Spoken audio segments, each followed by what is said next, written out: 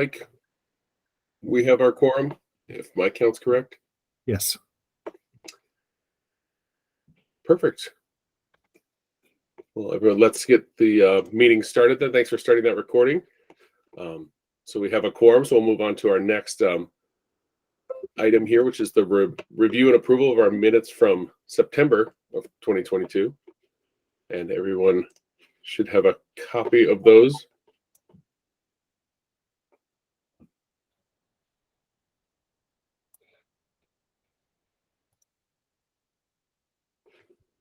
I can share that as well.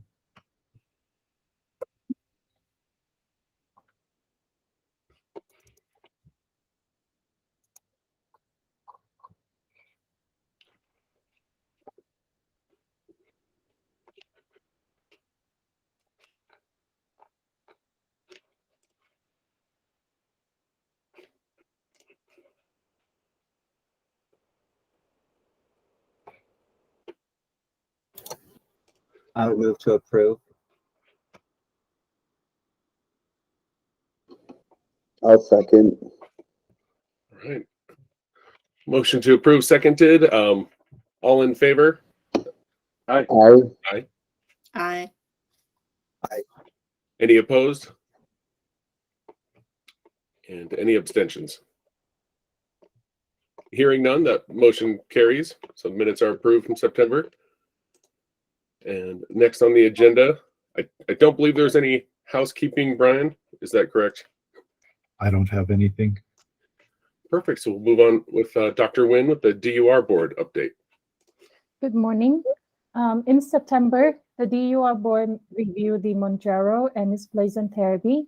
The board recommended to have Mounjaro as a non-refer on PDL. And in November, the board has reviewed the CDC sexually transmitted infection treatment guideline. The board decided that the Utah Medicaid policy allows sufficient access to the recommended STI treatment. In December, the board has reviewed Auvelity. The medication was non-rebatable at the time of the review, so there was no motion made during the meeting in December. And just last week, the board has met and reviewed Lubavi and has approved the proposal Lubavi PA criteria. At the next meeting in March, the DUR board will review pulmonary arterial hypertension insurance. Thank you.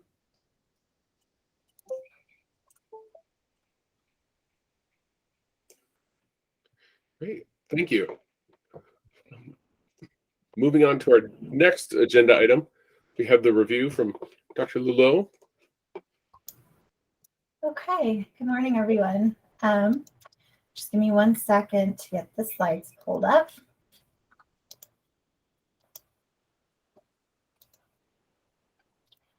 Okay, everyone should be seeing the slides now. So today I will be reviewing non-stimulant products FDA approved for the treatment of attention deficit hyperactivity disorder, abbreviated ADHD. ADHD is a chronic neurodevelopmental disorder often manifesting during childhood. It is characterized by behavioral symptoms of impulsivity, hyperactivity, and/or inattentiveness. According to the Diagnostic and Statistical Manual of Mental Disorders, 5th edition, symptoms must be present for greater than or equal to 6 months, uncharacteristic for the patient's stage of development, and negatively affecting function or development in academic, occupational, and/or social activities. Notably, ADHD often occurs with other comorbid conditions such as anxiety, autism spectrum disorder, and depression. This slide lists the FDA-approved non-stimulants. Atomoxetine and viloxazine ER are norepinephrine reuptake inhibitors, and clonidine ER and guanfacine ER are centrally acting alpha-2 agonists. Viloxazine ER is indicated for patients greater than or equal to 6 years of age, including adults. Although the indication for atomoxetine, clonidine ER, and guanfacine ER is nonspecific to an age group, none of the phase 3 clinical trials were conducted in pediatric patients less than 6 years of age. Clonidine ER and guanfacine ER were studied in pediatric patients 6 to 17 years of age, and atomoxetine was studied in pediatric patients greater than or equal to 6 years of age and adults. Clonidine ER and guanfacine ER are both approved for use as monotherapy or as adjuncts to stimulants, whereas atomoxetine and viloxazine ER are labeled more generally without specifying treatment as monotherapy or as adjunctive therapy with stimulants. Typically, all these agents are taken orally once daily, but total daily dosages of clonidine ER that exceed 0.1 milligram require twice daily oral administration, and amoxetine dosing can be evenly split into 2 doses taken orally twice a day if necessary. While clonidine and guanfacine are also formulated as immediate release preparations, only the ER tablets are FDA approved for ADHD treatment. Guideline recommendations for specific agents may differ due to difference in national drug approval or availability. For example, clonidine ER is not available in Canada, United Kingdom, or Europe. Therefore, recommendations made by guidelines originating in those countries refer to the immediate release formulation or simply clonidine. All of the reviewed guidelines predated drug approval of viloxazine ER, so this agent's not included in guideline recommendations. As indicated by the table, the majority of reviewed guidelines focus on the management of ADHD in children and adolescents. Most guidelines promote a multimodal evidence-based treatment approach consisting of psychosocial interventions in addition to pharmacotherapy, especially in the presence of comorbidities. Non-pharmacologic interventions are usually recommended as the initial treatment approach, especially in younger children. Pharmacologic management is typically reserved for patients greater than or equal to 6 years of age. Guidelines generally prefer long-acting stimulants as first-line pharmacotherapy over non-stimulants due to the increased effectiveness and more robust evidence base. Non-stimulants are typically used when stimulants are unavailable, not tolerated, contraindicated, or with a lack of symptomatic improvement after an adequate trial of stimulants. In adults, atomoxetine tends to be the non-stimulant of choice since there is limited evidence with guanfacine or clonidine in adults.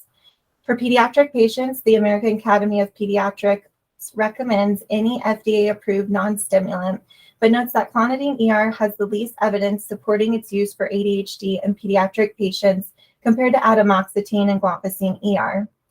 A Canadian guideline recommends clonidine as a third-line pharmacologic option for patients with ADHD after second-line agents such as guanfacine ER or atomoxetine, potentially due to ADHD being an off-label indication for clonidine in that country. A non-stimulant agent may be preferred when stimulant misuse or diversion is suspected or in patients with a substance use disorder. Specific non-stimulants may be preferred for treating ADHD in patients with comorbidities that may be exacerbated by traditional stimulants. For example, atomoxetine may be preferred in patients with comorbid anxiety. Although stimulants can still be used as a first-line option, clonidine or guanfacine may be preferred with comorbid tic disorders if tics are the predominant cause of impairment. Only one head-to-head randomized control trial, or RCT, was found, with a comparison between guanfacine ER and atomoxetine. The RCT primarily compared guanfacine ER to placebo among children and adolescents with ADHD, but also included an atomoxetine study arm as a reference agent.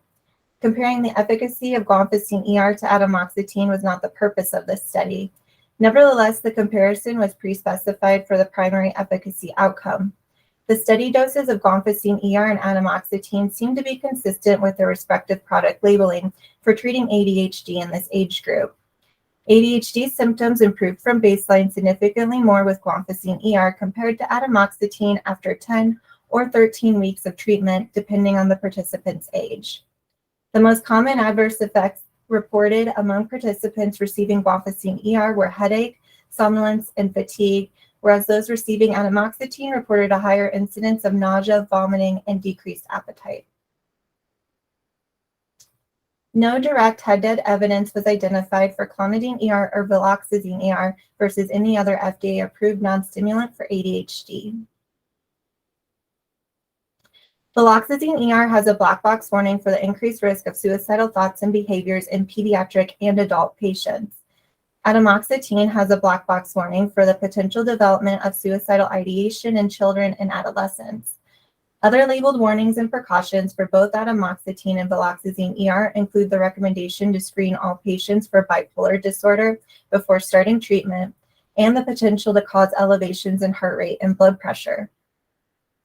Labeled warnings and precautions for both clonidine ER and guanfacine ER include the elevated risk of hypotension, bradycardia, and syncope, risk of rebound hypertension with abrupt discontinuation, and a recommendation to frequently monitor and slowly titrate in patients receiving other sympatholytic agents or who have cardiac conduction abnormalities.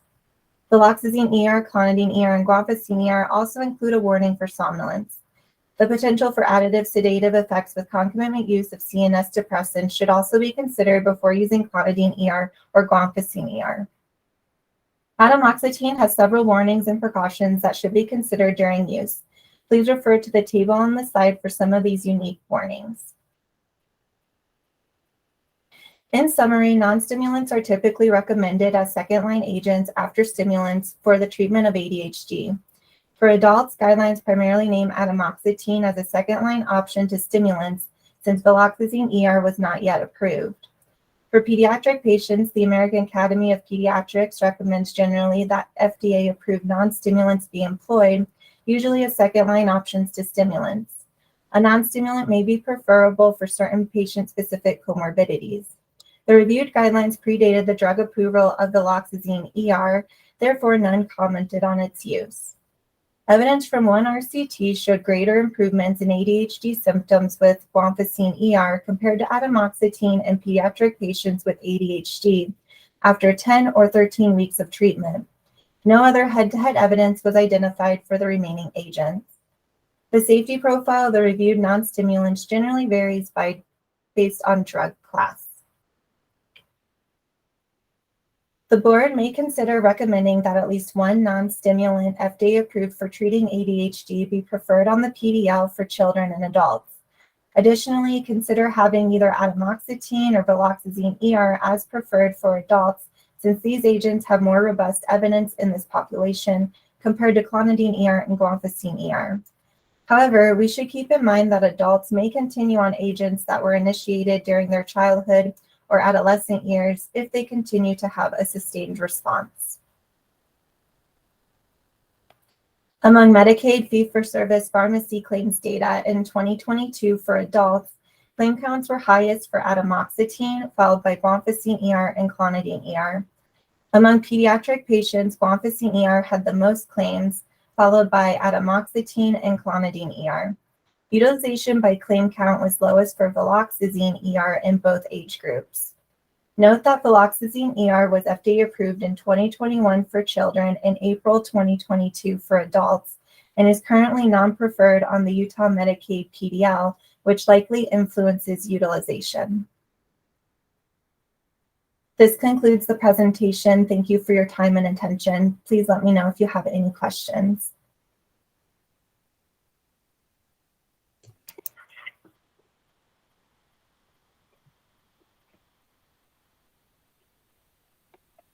Thank you for that review. We have a public comment next from Dr. Patrick Harvey. And those are limited to 3 minutes, so I'll start the timer. Okay. Can everybody hear me now? Can Yes. you hear me? Hello? Yep.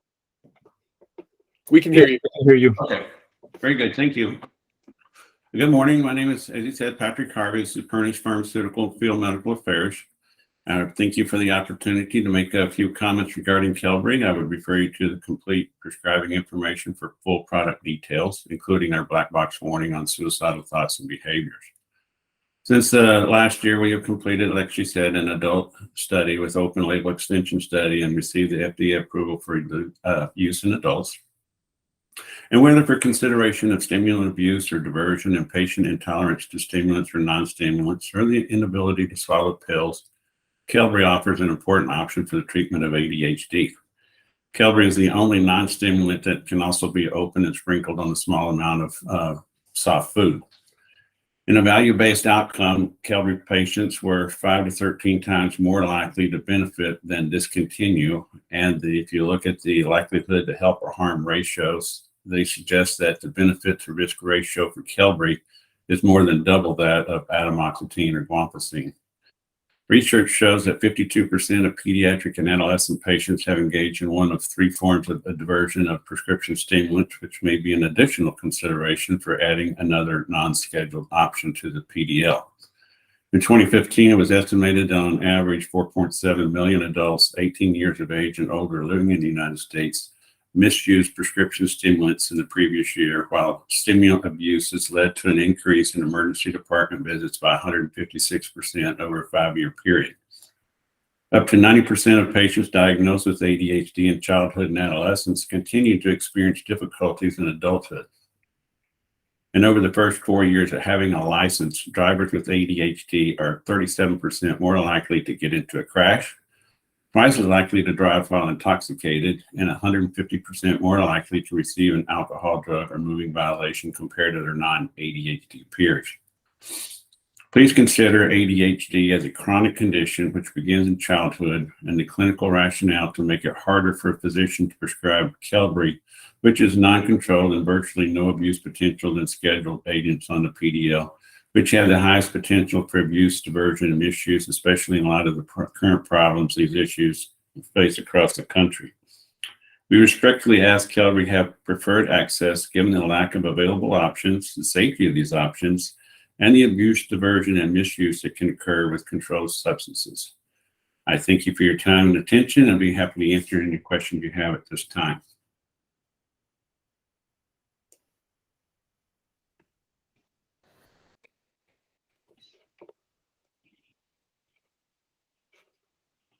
All right. Not hearing any questions. I have a question, Oh, actually. yeah. Dr. Harvey, it sounded like you were referencing some comparisons between atomoxetine and viloxazine. Were those head-to-head randomized controlled trials? They were comparisons based on our labels. We have no head-to-head studies with atomoxetine. They was just taking our side effect profiles and their side effect profiles with their reductions in ADHD based on the labels. Thank you.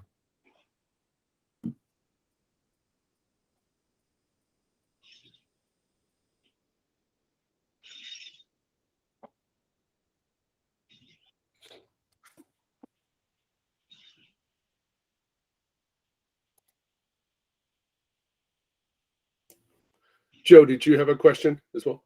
Yes, just quickly, Cole. Dr. Harvey, you mentioned the problems that folks with ADHD have, like increased car accidents and et cetera. Do you have any data unpublished or in research on the impact of your medicine on those kinds of outcomes? Now, we haven't studied in those outcomes yet. I mean, we just completed a study that using Qelbree with in conjunction with stimulants, and we've done some more studies on their mechanism of action, which shows the involvement of serotonin in our mechanism. So, but we have not looked at. We've only been out a year and a half, so we don't have any data on those long-term outcomes. Thank you.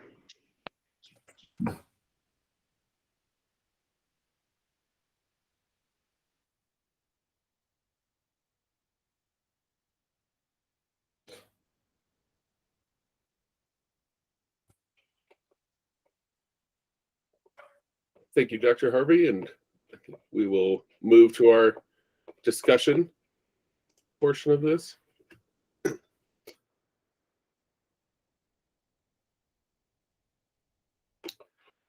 And thank you for the great review here. I think it's great that we have some new medications coming out there. I think, granted, 2021, so they missed some of the guidelines, unfortunately.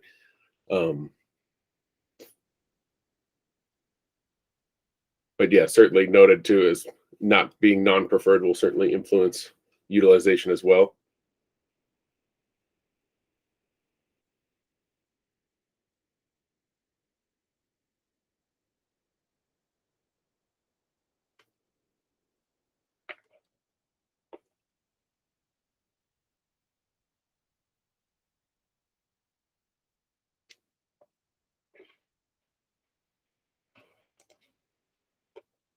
And we can begin reviewing these, see if we want to come up with some motions if there's no discussion to be had around these.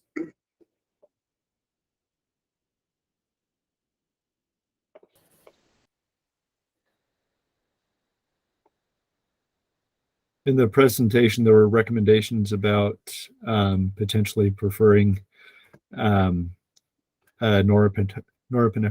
reuptake inhibitor over the alpha agonists, more based on I think the evidence available. Thoughts on that?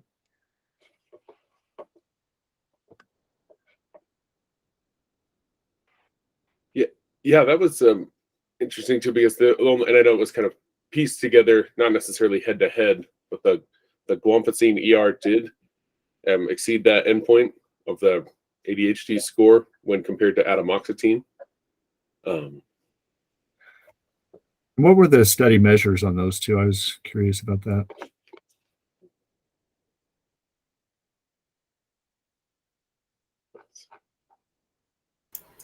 I can pull that back up real quick.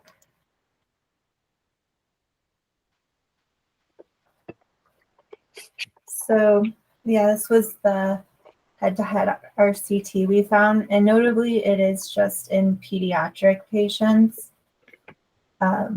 So the primary efficacy endpoint was the ADHD-RS4, which basically is a scale that's used to measure ADHD symptoms.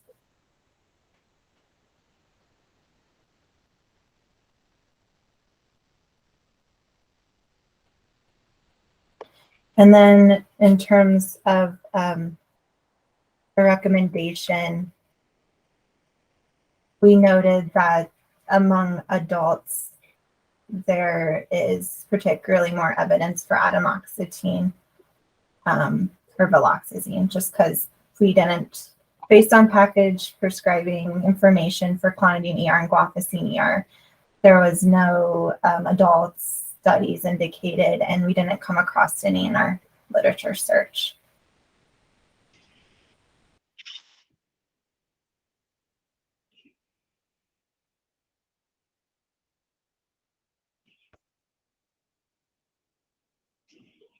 Absolutely, yeah, and I feel like this is a fairly newer indication for those drugs that have been approved for quite some time. So, yeah.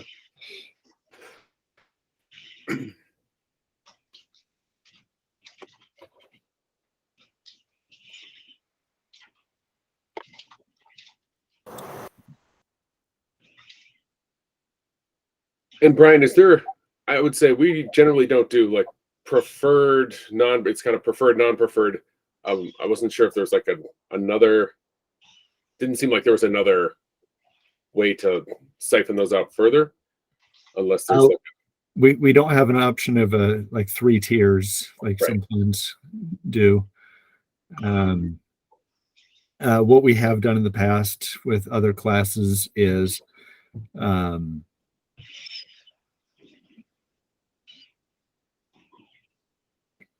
maybe saying that at least one agent that has certain characteristics should be preferred.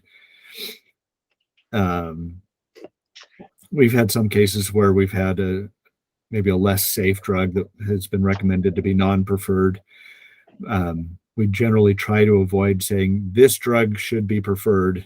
And some history behind that is many, many years ago, long-acting opioids were reviewed, and methadone was by far the cheapest at the time, and it was recommended specifically that methadone be preferred. Well, as more data came out, we learned that, well, maybe that's not the safest option, but the recommendation had been that that drug specifically should be preferred. And so we had to, we made a change and then brought it back to P&T and said, hey, we made this change and we want to change the recommendations. And so since then, we generally try to, drugs with certain characteristics, or at least one drug with a certain mechanism, or things like that. as far as preferring a preferred. Perfect. Yeah, and I think it would be, I think with so many comorbidities and concomitant medications and things, I would see prescribers would be, I wouldn't want to, unduly influence that if they're similarly efficacious. So, Right. And that allows for more data and evidence to come out in the future and for us to account for that. certainly. Well, I mean, as far as these are concerned, I think, yeah, definitely we would want to have at least one norepinephrine reuptake inhibitor. I think that's clear. But I guess a question from, and one with each, mechanism of action. I don't know that a lot of people are really using clonidine. I mean, I'm not really aware of that really being very common these days. It's certainly an option if there's contraindications otherwise. The guanfacine, probably a little bit more so. Atomoxetine, just historically, it's not my experience and my recollection is that it has a place. It's not necessarily as effective, but certainly it's just having that that safety profile is good. And for a subset of patients, I think it's a good option. So I guess the question for me though is whether the viloxazine, because it's also in that similar space, but and maybe someone can give me some direction on this. But the only thing that I see really being different there is the ability to administer it, and having that ability. I know with other psychoactive medicines, being able to like sprinkle it on food can be helpful, especially if you're talking about the pediatric population. So for that reason, I would probably lean towards including that one as well, just because it has that unique presentation. I don't know if that's enough to go on, but I'd be interested to hear anyone's input on that. I think there are cases where that absolutely makes sense. I don't know that it's as the extent of it is such that simple prior authorization wouldn't be sufficient for non-preferred, if that was the case.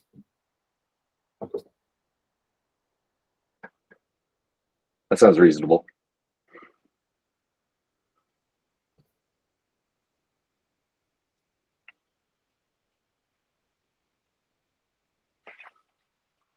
Agreed. And it seemed that the prior auth process is quite efficient, in my experience with y'all, right? The turnaround time's quite fast, right? Like 24, 48 hours in my experience. Is that fair to say? Yeah.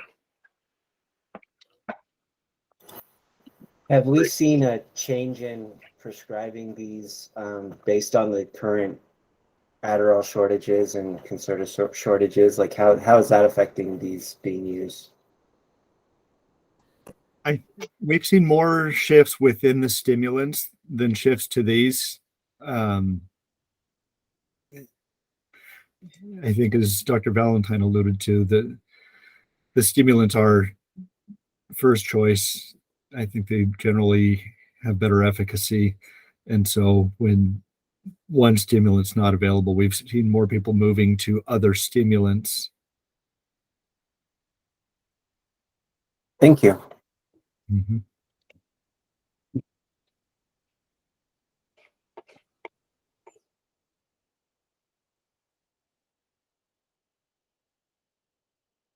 So I think as we're putting a motion together here, I'd say we would recommend at least one non-stimulant FDA approved for treating ADHD in children, as preferred on the PDL.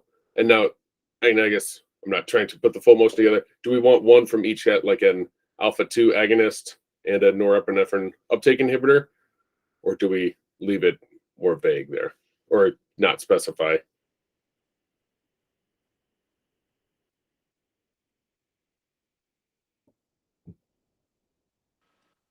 I would lean towards if you're saying have clonidine, guanfacine, and either atomoxetine or what is it? Vorixifene. Sorry, Fluoxetine. I'm not as No, familiar with that one. Fluoxetine, Yeah. yeah. No. Voloxazine, yeah. I would agree. I'd go more by mechanism of action instead of just stimulant / non-stimulant.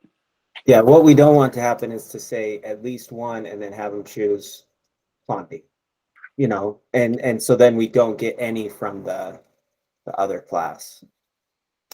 Perfect. And that's, I feel like that's very well supported by the data besides the one study in pediatrics that's otherwise, yeah, difficult to compare. So So maybe at least one norepinephrine reuptake inhibitor.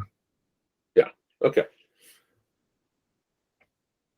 So we recommend adding one FDA approved medication from the alpha 2 agonist class and one medication from the norepinephrine reuptake inhibitor class for inclusion on the PDL for both adults and children. And that would be at least one, right? At least one, correct. So,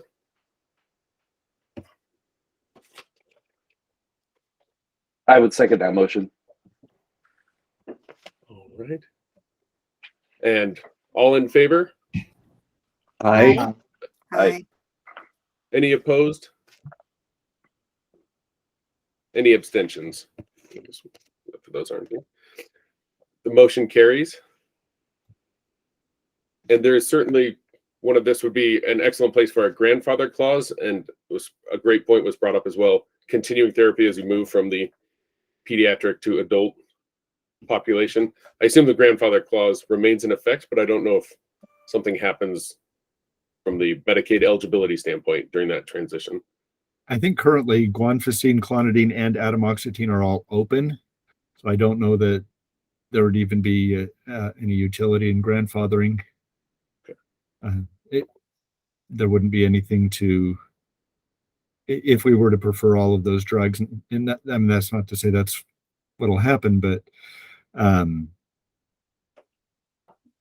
don't know that there would be anyone impacted by that, Okay. by any changes. Yes, I'm all about removing superfluous motions. So if that's the feeling there, that sounds great.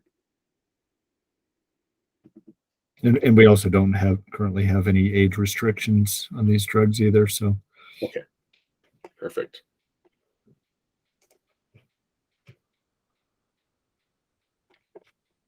All right, then I think we're coming to a close. We've got the next meeting scheduled for May 18th with anti-obesity treatments, unless there's any other discussion which I have here. I'll start the motion to adjourn. I'll second that. Thank you. All in favor? Aye. Aye. Any opposed? All right. Thank you, everyone. See everyone in May. Thanks, everybody. Bye-bye. Thank you. Thank you.